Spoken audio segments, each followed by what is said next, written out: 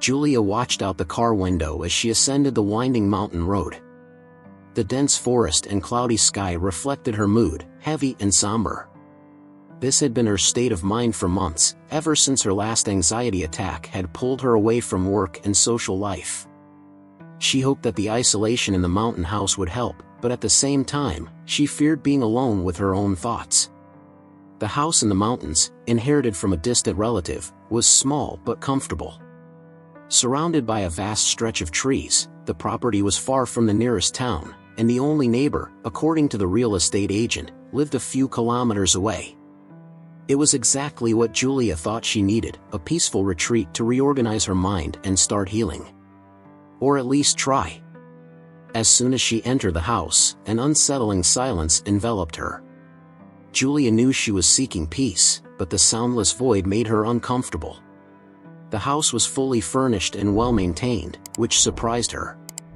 She spent the first few minutes wandering through the rooms, trying to get used to her new environment. After unpacking some bags and storing the supplies she had brought, Julia sat down in the living room armchair. She looked out the large window overlooking the forest. It was beautiful, no doubt, but the vastness of the solitude began to weigh on her shoulders.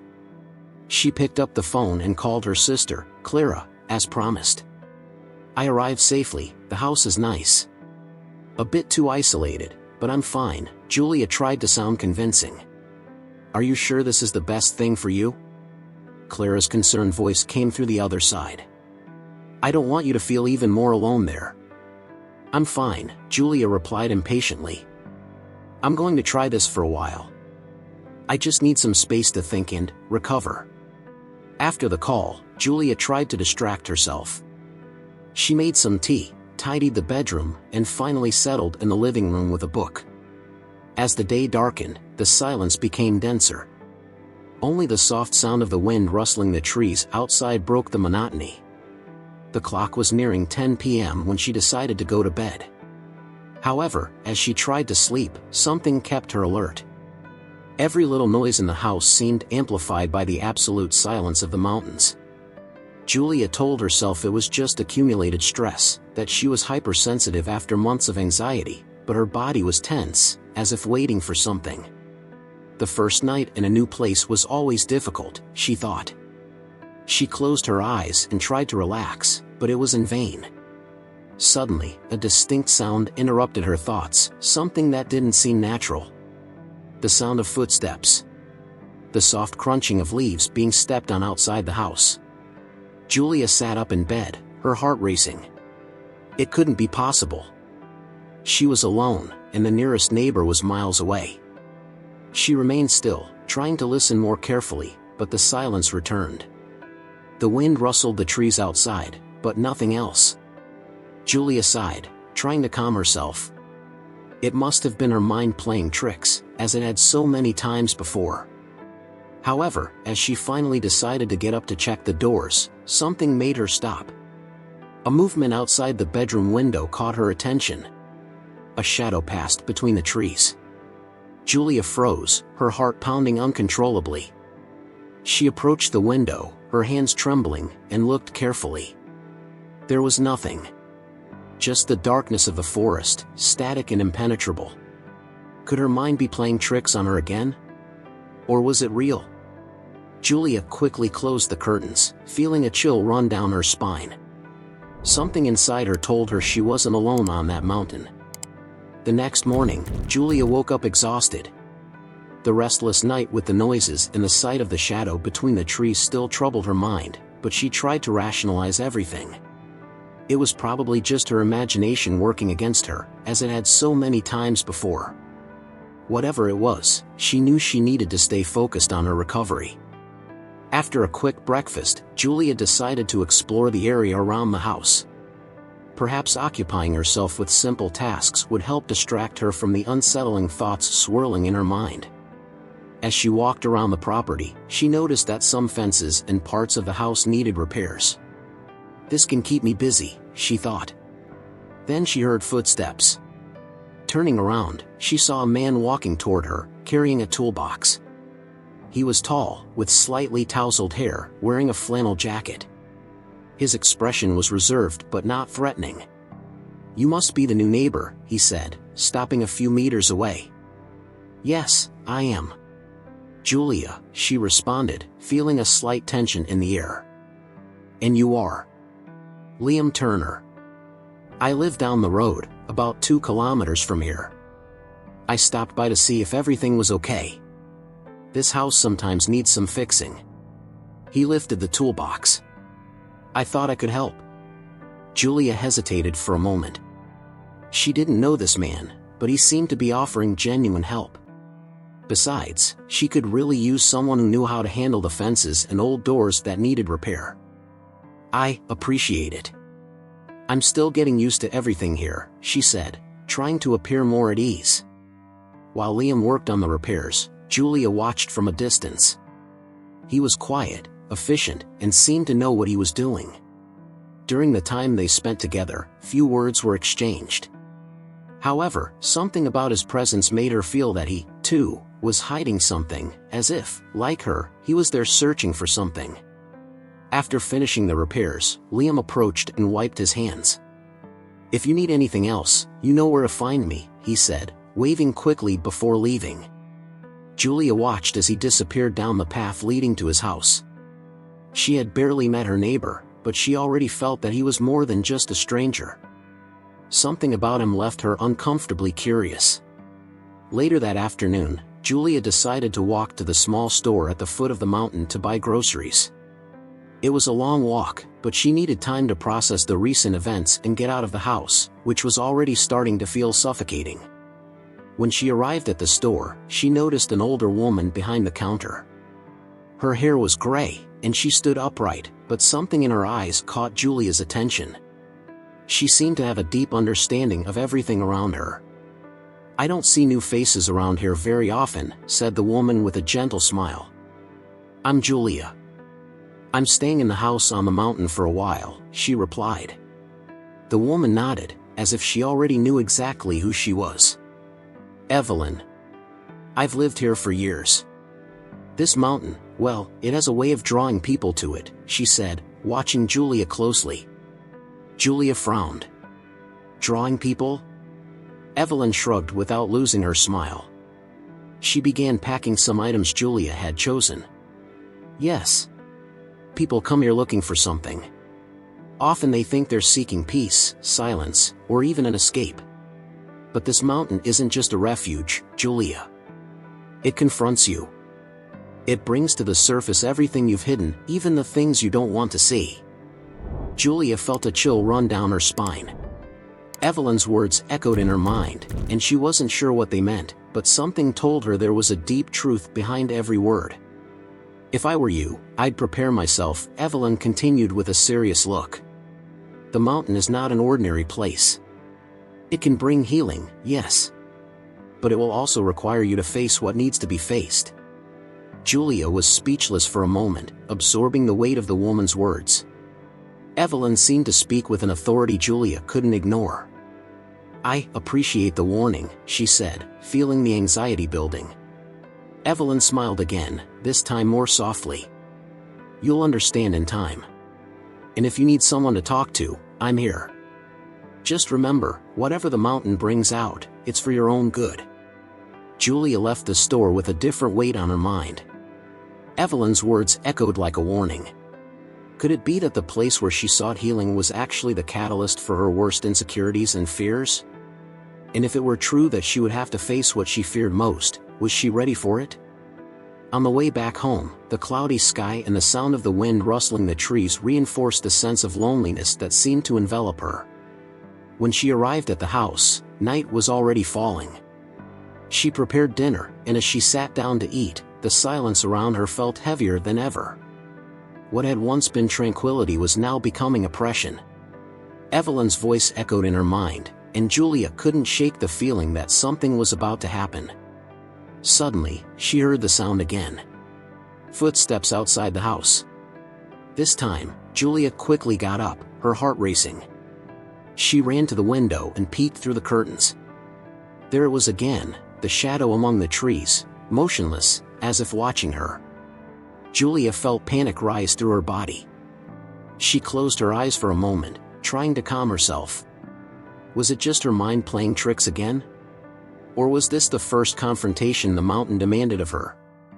The next day brought a light, steady rain that blanketed the mountain in a dense mist, reinforcing the feeling of isolation.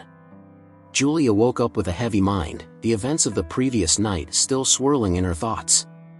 She spent much of the morning sitting in the living room armchair, staring at the forest through the window.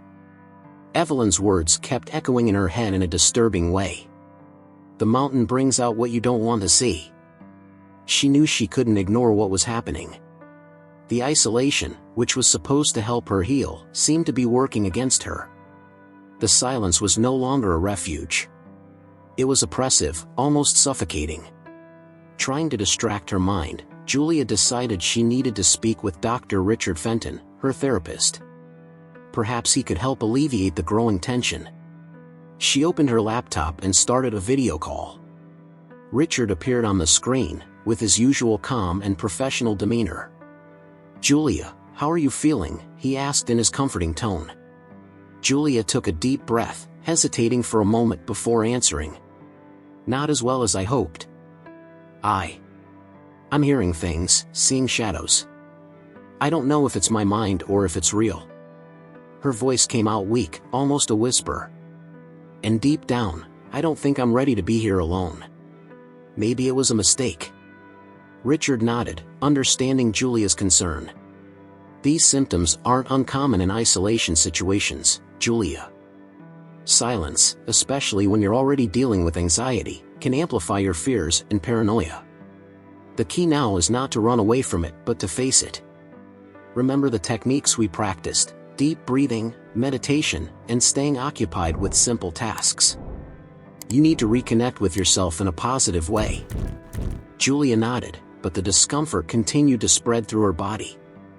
Although she knew Richard was right, something made her believe the situation was more than just anxiety. "And what about the mountain?" she asked hesitantly. "Evelyn, the woman I met at the store, said this place brings out what you're trying to hide." She seemed so sure of it. The therapist was silent for a second before responding. "The power we give to our thoughts and surroundings can be very strong, Julia. If you believe the mountain will make you confront your fears, it will. But, again, that doesn't mean you should run away. Perhaps that's what you need at this moment," he spoke softly. "For the healing process to begin, sometimes it's necessary to face the pain." Julia ended the call without feeling completely comforted. Richard was certain it was her mind playing tricks, but what if it wasn't? What if Evelyn was right? The mountain seemed to be toying with her, provoking a confrontation she wasn't prepared to have. The rain continued, tapping softly on the windows. Julia tried to follow Richard's advice, practicing the breathing and meditation techniques. She played calming music while organizing boxes in the living room, trying to focus on something physical. But even then, the feeling of being watched didn't leave her. It was as if, at every moment of distraction, something, or someone, was lurking, waiting for her to let her guard down. Shortly after noon, while organizing the cabinets, Julia began to feel the tension build inside her. The space around her seemed to shrink, the walls closing in. Her breathing became shallower, and her heart raced. She tried to focus on her breathing, as Richard had taught her, but her mind was already lost in panic. An irrational thought took over: what's hiding in the trees? The shadows from the previous night, the sound of footsteps, everything seemed to resurface with oppressive force. Julia went to the window, pulling the curtains abruptly. Outside, the forest was shrouded in mist. Everything seemed still, yet alive, as if the mountain itself was watching her. She backed away, feeling the panic take over her body. The air seemed thin, and her heart pounded in her chest. She could no longer breathe properly. No, I can't," she murmured, clutching the living room wall. She tried to grab her phone to call Clara, but her hands were shaking so much that the device fell to the floor. Panic consumed her, and the silence inside the house seemed to amplify the feeling of suffocation. Julia collapsed to her knees, struggling to catch her breath, feeling as if she were sinking into an abyss. Time seemed to slow as her vision darkened, and all she could hear was the rapid, irregular sound of her own breathing. Everything seemed to spiral out of control. Suddenly, a loud knock on the door snapped her back to reality. Julia lifted her head, her breathing labored and her heart still racing. The knock came again, firm and insistent. Who could it be, on such a rainy afternoon? She wasn't expecting anyone. For a second, her mind wandered back to paranoia. What if it was the shadow from the previous night? The knock came again, this time louder. Julia stood up, still dizzy and shaky, and went to the door. When she opened it, she saw Liam, soaked from the rain, but with a look of genuine concern. "Julia, are you okay?" he asked, his voice filled with urgency. Julia was still in shock. How did he know? She hadn't called him. He shouldn't have known something was wrong. I don't know, she replied, her voice trembling. Liam looked around, assessing the situation. "I was passing by and saw you through the window. You looked like you were in trouble. Can I help with something?" Julia's mind was confused, but she felt a sudden relief at Liam's presence. He seemed to be the anchor she needed at that moment. "I had a panic attack. I don't know what's happening to me here," she admitted, feeling the tears stream down her face. Liam stepped inside, closing the door behind him. He pulled up a chair and helped her sit down. "Breathe deeply, Julia. You're safe. Let's calm this down," he said in a calm and reassuring tone. "Just focus on breathing slowly." She followed his instructions, and slowly her breathing began to stabilize. The panic subsided, but the fear and confusion were still present. "It happens to all of us," Liam said in a low voice, as he looked out the window. "This mountain, it messes with people. It's not just you." Julia looked at him, surprised by what she heard. What did Liam mean by that? Could it be that he, too, was being affected in some way? And what else did he know about that place that he wasn't telling her? She wasn't prepared for the answer that would come next. The rain had stopped in the early morning, but the persistent humidity on the trees and ground gave the forest a mysterious, misty appearance. Julia woke up calmer but felt the emotional weight of the previous day's crisis. Even though Liam had been a comforting presence, something about his sudden appearance continued to bother her. How had he known she was in trouble? And why did he seem so familiar with what was happening to her? As she got up and had coffee, Julia looked out the window again, expecting to see some movement among the trees, but nothing. The forest was at peace, enveloped in the usual silence, but now Julia sensed that there was something deeper there. Something she didn't yet fully understand. Determined to better understand what was happening, she decided to take a walk to Liam's house. She needed answers, or at least more explanations about what he knew of the mountain and the effects it seemed to have on people. When she arrived, she knocked gently on the worn wooden door. Liam opened the door, his usual calm expression intact, but his eyes showed a slight surprise at seeing her so early. "Julia, are you okay?" he asked in his soft voice. "Yes, I'm better now," she replied, trying to stay calm. "But I wanted to talk about what happened yesterday. And about what you said. That the mountain messes with people. What did you mean by that?" Liam hesitated for a moment, then stepped aside, giving Julia space to enter. His cabin was simple and rustic, full of stacked books and old tools. There were no signs of modern technology, except for an old radio in the corner. "Let's sit," he said, gesturing to a wooden table near the window. Julia sat down, still cautious, while Liam poured 2 cups of coffee. "I grew up here, on this mountain," he began after a pause. "I left for a while, tried to live in the city, but, well, as you can see, I ended up coming back. This mountain, Julia, it has a way of pulling people back. Especially those who have something they need to deal with. I've always felt it has, a kind of energy." "Energy?" Julia asked, confused. "Yes, I'm not talking about something mystical or supernatural, at least not directly. But it's as if the mountain forces people to confront themselves. My parents, for example, came here after they had trouble with their jobs. They were seeking peace and ended up finding more than they expected. "I think the same thing is happening to you," Liam explained, looking into Julia's eyes. Julia remained silent for a moment, absorbing his words. The feeling that something deeper was at play became more real. She knew she was there to heal, but she wasn't prepared to face the internal demons that were beginning to emerge. "But why did you come back?" Julia asked, shifting the focus to him. "If this mountain brings out the things we try to avoid, why would someone like you choose to return?" Liam sighed, looking away for a moment before responding. "Because I have my own demons too," he said, with a hint of melancholy in his voice. "I lost someone very important a few years ago. I thought I could hide from the pain in the city, but it only made things worse. Coming back to the mountain, it was the only way to face it. And you, Julia, might be going through something similar. I see it in you." Julia felt a tightness in her chest as she heard his words. Liam was right, she, too, had been running from her pain and anxiety. The problem wasn't just the city environment, but the fact that she had never truly confronted her fears. Before she could respond, Liam's old radio began emitting static, startling Julia. Liam frowned, walking over to the device and adjusting the knobs. "This happens sometimes. The signal is bad around here," he said, turning off the radio afterward. Silence returned to the cabin, and Julia felt a sense of unease. It was as if something was in the air, something she couldn't define, but it unsettled her. "What are you going to do now?" Liam asked, breaking the silence. "I think I'll take a walk," she replied, feeling the need to get away and think. "I need to process all of this." Liam nodded. "Walking through the forest might help. But, be careful.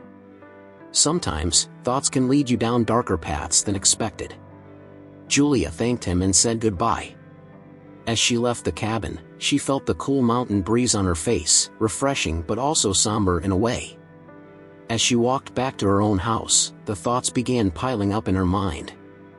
The mountain, indeed, seemed to be acting as a mirror for her fears.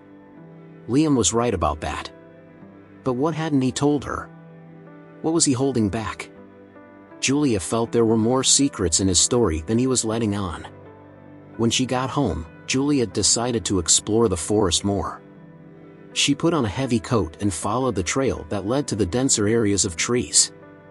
The smell of damp vegetation and the soft sound of the wind helped clear her mind, but not completely. She still felt uneasy, as if something was watching her. During the walk, she remembered Evelyn's words. "This mountain will require you to face what needs to be faced." The words now made more sense. Julia knew she needed to confront her own mind, her own shadows, but how? The trail led her to a small clearing, where a huge tree stood in the center, its roots exposed like fingers trying to grasp the ground. Julia approached the tree, feeling drawn to it in some way. As she knelt near the roots, Julia saw something unusual.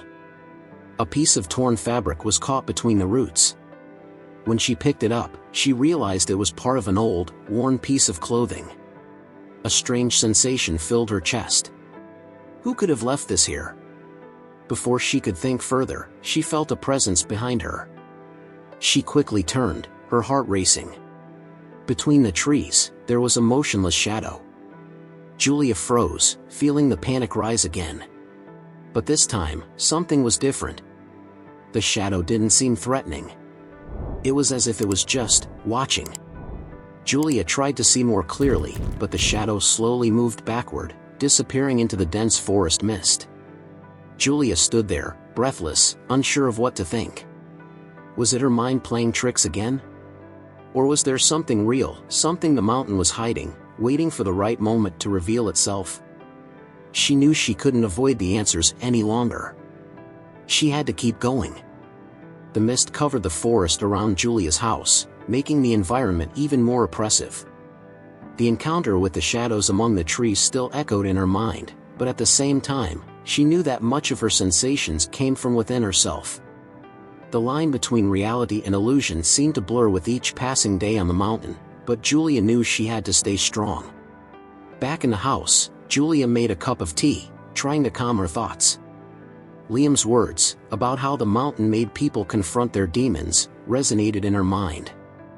And while she tried to focus on daily tasks, something inside her constantly reminded her that her fears were lurking, waiting for the right moment to emerge. While sorting through some old cabinets, trying to distract her mind with tidying up, Julia found a small, dusty wooden box hidden in the back of a shelf. Curious, she opened it. Inside were a series of old letters, all addressed to a certain Margaret Turner.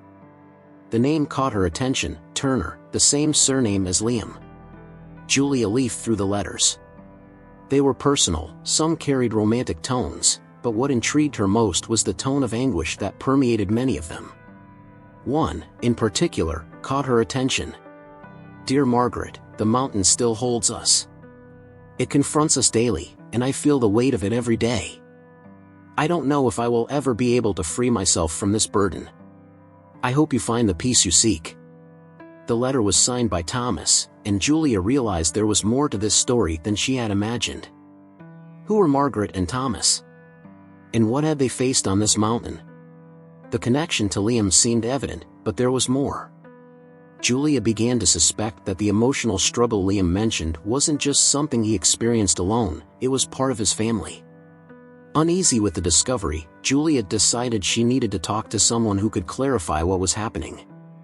And the first person who came to mind was Evelyn, the wise woman who lived at the foot of the mountain. Julia put the letters in her bag, grabbed her coat, and headed toward Evelyn's house. The walk was long, and the mist enveloped the forest in an almost palpable silence. When she arrived at Evelyn's small shop, Julia found her as usual, serene, busy with her tasks, but clearly expecting something. When Julia entered, Evelyn looked at her with a gentle smile, as if she knew Julia was coming. I knew you would come back, said Evelyn, her voice a mixture of warmth and understanding. What did you find, dear? Julia hesitated for a moment, but then pulled the letters from her bag and placed them on the counter. I found these letters in the house. They're addressed to a woman named Margaret Turner, and I think Liam has something to do with this. She paused for a moment, trying to organize her thoughts. What happened here? And what does he know about this mountain? It seems like everyone is dealing with something much bigger than I imagined. Evelyn looked at the letters for a moment, as if reliving something from the past. Margaret Turner was Liam's mother, she began, looking directly into Julia's eyes. She and her husband, Thomas, came to the mountain in search of a new life, but what they found was a reflection of the fears and traumas they carried. This mountain, Julia, can be a place of peace, but it also forces people to confront what's inside them. There's nothing supernatural about it. It's just human nature. Here, away from everything, without distractions, we're forced to face what really haunts us. Julia absorbed Evelyn's words in silence.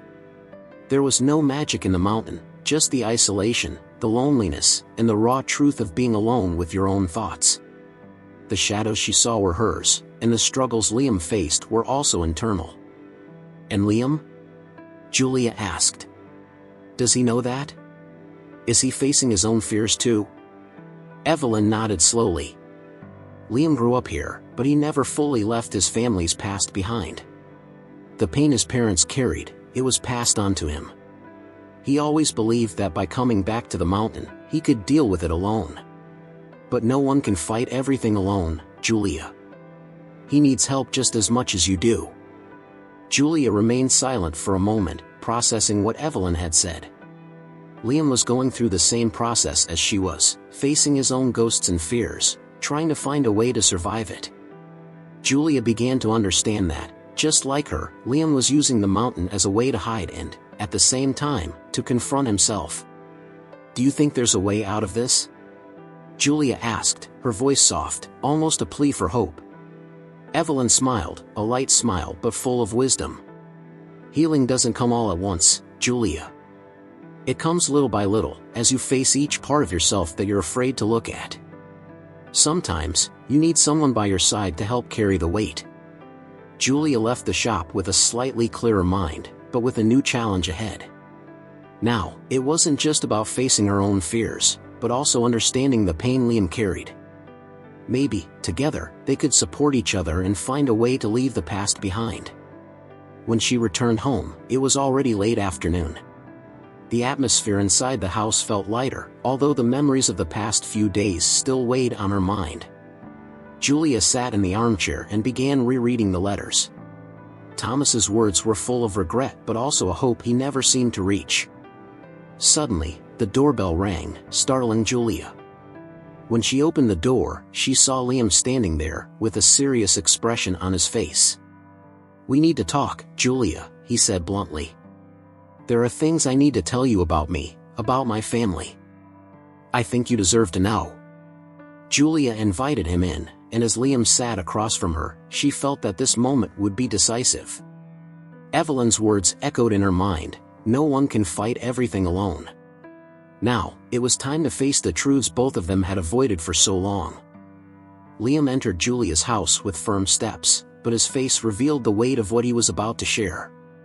Julia sat across from him, her heart racing.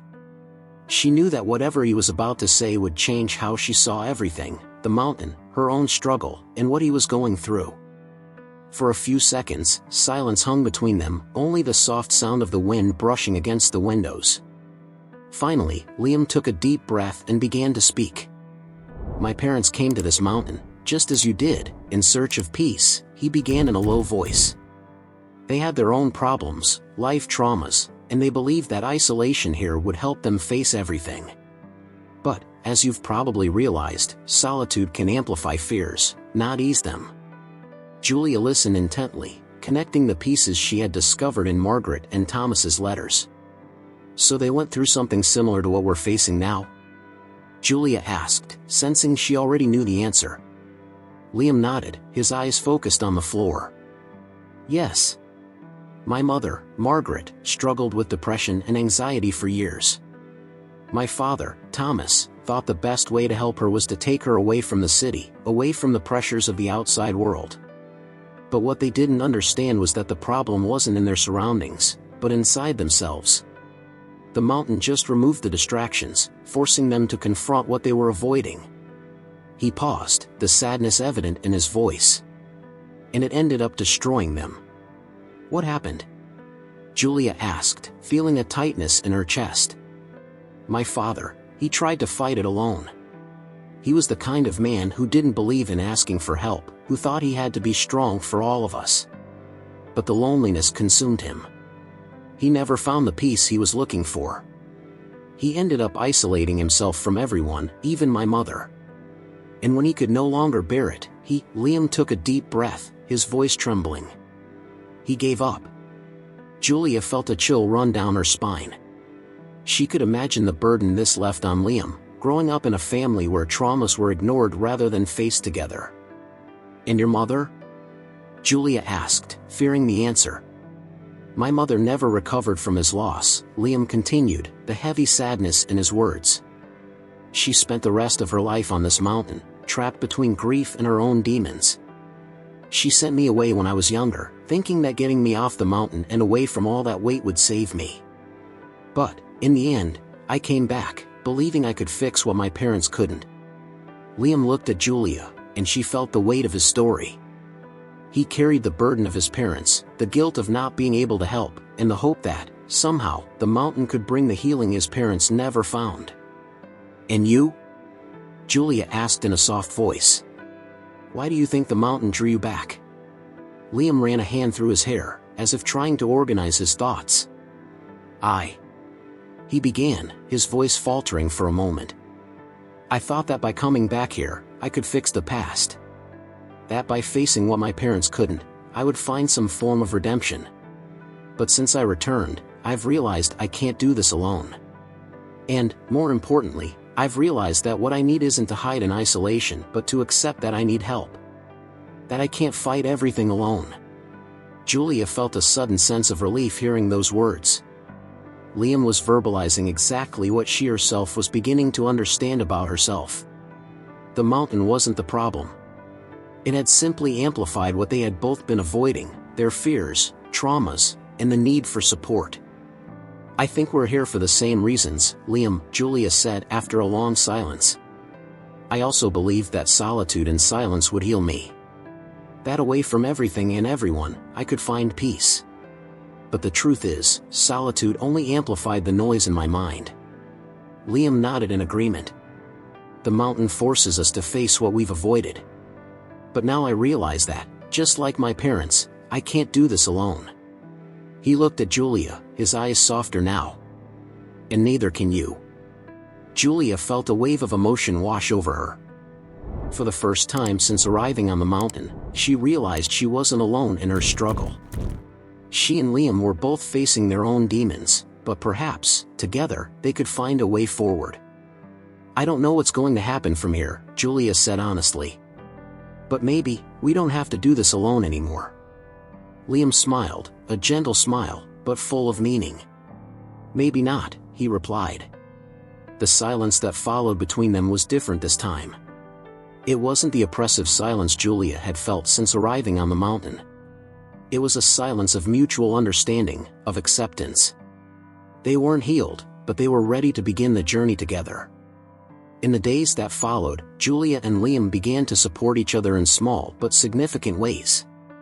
They took walks together through the forest, talked about their struggles and their pasts, and slowly, they both began to realize that while the mountain had forced them to confront their fears, they no longer had to carry the weight alone. Julia resumed speaking with her therapist, Dr. Fenton, with more clarity and less anguish. She admitted that the isolation, which had initially seemed like the solution, was not the path she should follow. Dr. Fenton agreed and encouraged her to continue seeking emotional support from those around her. Liam, in turn, also began to accept that it was time to let go of his family's past. He still loved the mountain, but he knew that isolation had done more harm than good. For the first time in a long time, he began to think about a future away from there.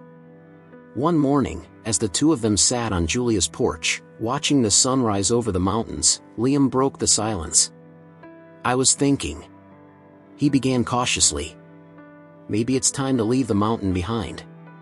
To seek a new beginning. What do you think? Julia looked at him, surprised but also relieved. She knew that, at some point, they would have to make that decision. I think you're right, she replied with a smile. Maybe it's time to start over. Together. Liam smiled back, and in that moment, they both felt ready to move forward. The mountain had been the place where they had confronted their greatest fears, but it didn't need to be where their stories ended. They had survived the loneliness, the oppression, and the internal demons. Now, they were ready to face the world, with each other's support. The wind blew gently along the trail leading to Evelyn's small shop at the foot of the mountain. The sky was clear, without the thick mists that had often enveloped the forest. Julia and Liam walked side by side in silence, but this time, the silence wasn't oppressive. It was a silence of understanding and acceptance. They knew this would be the last time they made this journey through the mountain, at least as part of their daily lives. Julia, with her hands in her coat pockets, looked around, feeling a mix of nostalgia and relief. The mountain had been a place of confrontation, of fears and pain, but also of discovery. She and Liam had faced their ghosts, and now they were ready for something new, something that no longer involved solitude and the weight of past memories. When they finally spotted Evelyn's small shop, Julia felt her heart beat a little faster. Evelyn had been more than just a wise presence, she had been an anchor, someone who understood the processes of healing and pain in a way Julia could never have grasped alone. She knew she needed to thank her. Evelyn was sitting outside the shop in a wooden chair, watching the trees sway. When she saw Julia and Liam approaching, a gentle smile lit up her face. It was as if she already knew that this would be the last meeting between the three of them. I knew you'd come back, Evelyn said, slowly rising to her feet. And I see the decision has been made. Liam smiled back, his expression calm. Yes, I think it's time to leave the mountain behind, he said, putting his hands in his pockets. Julia nodded, walking up to Evelyn and stopping in front of her. I wanted to thank you, Evelyn. For everything. You helped us see things more clearly. The mountain, it showed us a lot, but I think it's time to move on. Evelyn looked at the two of them, her eyes shining with a quiet wisdom. The mountain always does that. It brings people here when they need to see something, to face something. But not everyone stays. And they shouldn't, Evelyn said with a kind expression. You've understood that, and that's the greatest lesson the mountain can offer. It's not the final destination, just a path to discovering yourselves.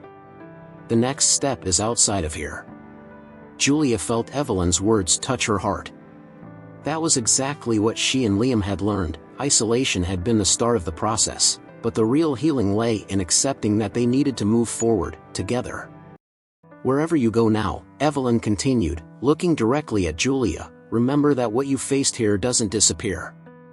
But you know how to handle it now. And, most importantly, you have each other.